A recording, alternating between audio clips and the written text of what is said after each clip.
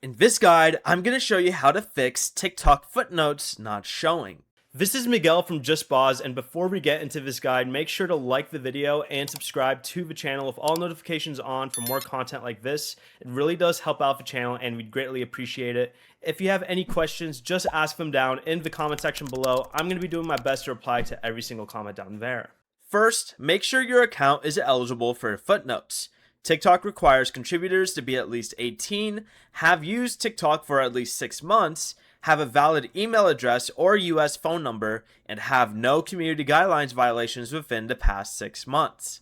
If you are eligible, you can go ahead and open the App Store or Google Play Store, then search for TikTok and tap Update if one is available. Then go ahead and completely close TikTok and reopen it. If Footnotes is still not showing, the feature may not currently be available for your account. To report the issue, all you have to do is go to your profile, tap the menu button in the top right, then select Settings and Privacy, scroll all the way down, and where it says Help Center, select Report a Problem.